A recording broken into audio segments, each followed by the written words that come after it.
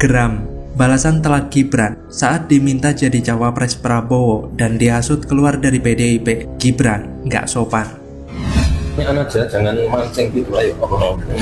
Kemarin itu kan Pak Wamen yang sekali Sekjen PBB, Saya tidak akan menanggapi itu ya. Apalagi menanggapi itu di jam kerja. Ya. Kalau radikalisasi Nggak bisa kayak gitu. nama kemarin isunya anaknya, Ya. lalu ibu negara juga ditawarkan Ya.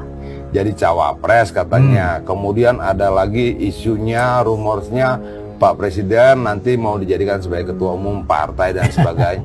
Apa ya menurut saya? Kenapa harus begitu gitu? Ya. Kenapa kita tidak beradu gagasan gitu, ide? Ya harusnya yang menjadi diskursus.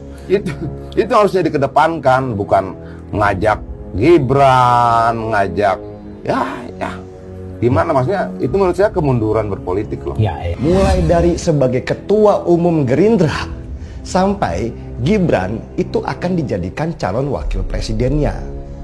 Bahkan khusus untuk melamar Gibran sebagai calon wakil presiden, Prabowo meminta ke Jokowi sebanyak 4 kali, dan 4 kali juga Jokowi menolaknya dengan halus. Dan kabarnya Prabowo sampai harus merayu Bu Iriana supaya Gibran mau menjadi calon wakil presidennya. Begitu bernafsunya Pak Prabowo ingin berkuasa, dan dia ingin memanfaatkan nama besar Jokowi supaya bisa meraih popularitas. Pertama, itu klaim mereka saja menjual nama Jokowi untuk kepentingan mereka pribadi. Kedua, Jokowi pasti punya tujuan mengendorse Prabowo dengan ingin menjadikan pilpres ini hanya 2 paslon saja supaya cukup 1 putaran dan negara tidak harus keluarkan uang triliunan rupiah untuk pemilu 2 putaran. Halo, kembali lagi dengan saya Endra Caniago di channel Jurnal 45. Statement Sekjen Partai PBB yang menyenggol nama Gibran berbuntut panjang, gak panjang-panjang amat sih. Cuma ya itu, etikanya di mana? Dia secara tidak langsung mungkin bisa disebut menghasut atau mengompori Gibran untuk keluar dari PDIP jika diminta menjadi cawapres. Alasannya agak konyol. Katanya demi kepentingan bangsa dan negara. Dia kembali menegaskan jika Gibran menjadi cawapres Prabowo yang berdampak harus keluar dari PDIP. Dia mengatakan untuk tidak ikut. Demi kepentingan apa? Kepentingan bangsa dan negara atau untuk kepentingan Prabowo. Sikap Sekretaris Jenderal Partai Bulan Bintang atau PBB Afriansyah Nur kala bertemu Wali Kota Solo Gibran Rakabuming Raka sedang menjadi buah bibir. Bagaimana tidak? Sebab Afriansyah belak-belakan meminta Gibran untuk tidak takut meninggalkan PDI Perjuangan demi menjadi bacawa pres Prabowo Subianto. Makanya saya pilih Mas Gibran sebagai pendamping Pak Prabowo sebagai wakil presiden. Kalau nggak Yusril, ya Gibran. Tidak ada tawar-menawar lagi. Keluar kenapa harus takut selagi untuk kepentingan negara. Ucap Afriansyah dikutip pada Rabu 27 September 2023. Sementara ini sontak menimbulkan banyak reaksi negatif, apalagi karena Gibran terlihat hanya menunduk dan tidak menganggap terlalu jauh desakan Wakil Menteri Ketenagakerjaan tersebut. Namun sebenarnya, seperti apa respon Gibran terhadap desakan tersebut? Dilihat dari kanal YouTube Berita Surakarta, anak sulung Presiden Joko Widodo itu ternyata memberikan respon yang cukup keras kala ditanya oleh awak media.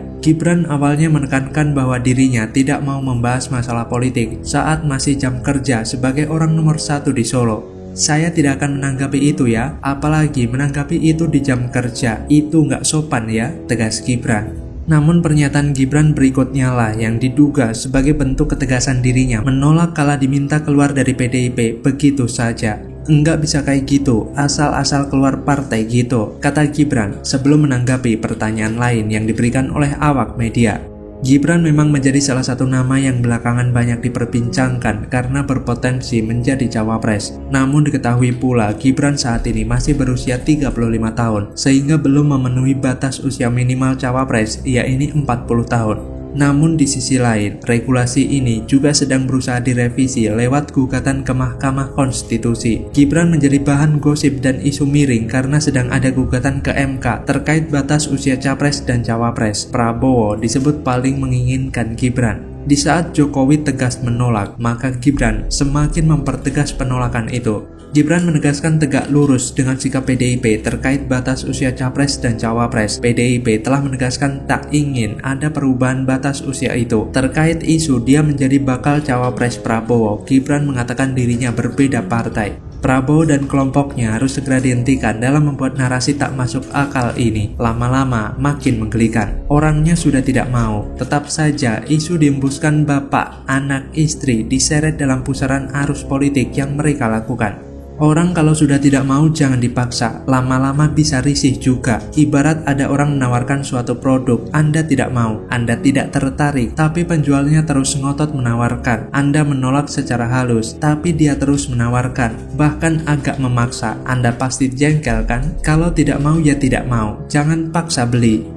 Di sisi lain, politisi PDI Perjuangan Adian Apitupulu menceritakan Presiden Jokowi mendapatkan banyak tawaran agar mendukung Prabowo Subianto. Hal ini disampaikan Adian Apitupulu dalam wawancara eksklusif bersama Tribun News belum lama ini. Tawaran tersebut mulai dari isu Iriana akan menjadi cawapres Prabowo Subianto, Jokowi menjadi ketum Partai Gerindra, hingga Gibran Rakabuming Raka dijadikan cawapres. Mantan aktivis 1998 ini menyebut cara tersebut tidak sehat. Ia berharap kompetisi Pilpres 2024 lebih mengedepankan adu gagasan. Keluarga Jokowi memang tengah dibidik, begitu menggiurkan. Para politisi haus kekuasaan sedang mendompleng harumnya citra keluarga Jokowi, mulai dari PSI yang pada akhirnya berhasil menjadikan Kaisang sebagai ketumnya, lalu Gibran yang seolah dipaksa menerima pinangan posisi cawapres dari Prabowo, dan bahkan ibu negara Iriana yang digosipkan jadi cawapres Prabowo pula. Edan bener. Dan yang paling membagongkan, Jokowi diisukan menjadi ketum Gerindra. Benar-benar keluarga Jokowi sedang dibidik. Kita sebagai rakyat jangan mudah terhasut, jangan mudah percaya akan isu-isu halo yang sedang disebarkan secara brutal oleh buzzer-buzzer bayaran. Kita harus benar-benar menyaring seluruh informasi secara seksama. Lantas bagaimana kalau menurut Anda? Paloh kena kutukannya sendiri, Syahrul Limpo diobok-obok KPK. Janji Surya Paloh bubarkan Nasdem ditagih. Modern. Benar ya, KPK sudah berkoordinasi dengan Polda Metro Jaya dalam hal ini menerima titipan berupa temuan hasil penggeledahan oleh KPK yang kemudian diterima melalui Direktorat Intelkam. Tentunya nanti kita akan melakukan pendalaman. Jumlahnya secara kuantitas ada 12 pucuk ya. Ini yang sedang kami lakukan proses penyidikannya terkait dengan perkara ini adalah berkaitan dengan dugaan korupsi. Ini kalau dalam konstruksi bahasa hukumnya ya, dengan maksud menguntungkan diri sendiri atau orang lain secara melawan hukum, atau dengan menyalahgunakan kekuasaannya memaksa seseorang memberikan sesuatu, gitu ya. Dalam proses penyidikan itu pasti kemudian ada pihak yang ditetapkan sebagai tersangka, gitu ya. Namun siapa tersangka atau para tersangka yang sudah ditetapkan tersebut pada saatnya nanti pasti kami akan umumkan secara resmi, gitu ya. Ini adalah bumerang buat Surya Paloh. Minta kepada Tuhan untuk Partai Nasdem supaya memimpin mengatur negeri ini, dan dia mengatakan kutuklah kami, kutuklah saya katanya, kalau kami mengkhianati bangsa dan negara ini. Dan bagi saya, koruptor itu adalah pengkhianat bangsa, pengkhianat negara. Jadi artinya Pak Surya Paloh termakan omongannya sendiri, terkena kutukan yang diucapkan sendiri. Tuhan itu tidak tidur Pak Surya Paloh. Makanya hati-hati menata kata. Selain mempengaruhi Nasdem dalam sisi finansial, itu juga merusak nama Nasdem dengan hebatnya. Nasdem setengah mati menyelamatkan diri dari banyaknya serangan negatif ke partainya. Tetapi api sudah terlanjur membesar. Dan kasus ini selain meruntuhkan nama Nasdem, juga mempengaruhi suara untuk Anies Baswedan yang terus-menerus merosot sampai hanya belasan persen saja di bawah Ganjar Pranowo dan Prabowo Subianto. Halo, kembali berjumpa dengan Helmi Thohir di channel Jurnal 45. Santer beredar rumor Komisi Pemberantasan Korupsi telah menetapkan tersangka terhadap Menteri Pertanian RI, sekaligus politisi Partai Nasdem Syahrul Yassin Limpo. Penetapan tersangka ini seolah membuka sejarah lalu. Tak sedikit publik yang mengungkit kembali pernyataan Ketua Umum Nasdem Surya Paloh yang akan membubarkan Partai Nasdem jika ada kadernya yang terlibat tindak pidana korupsi. Hal itu keluar dari mulut Paloh saat memberikan pembekalan caleg pada 3 Juni 2015 silam. Setelah Sekretaris Jenderal Partai Nasdem Johnny G. Plate yang juga menjabat Menkominfo Kabinet Indonesia Maju 2019-2024 berstatus tersangka dan resmi ditahan Kejaksaan Agung dalam kasus penyediaan infrastruktur BTS, kini mentan Syahrul Yassin Limpo dikabarkan terjerat kasus serupa.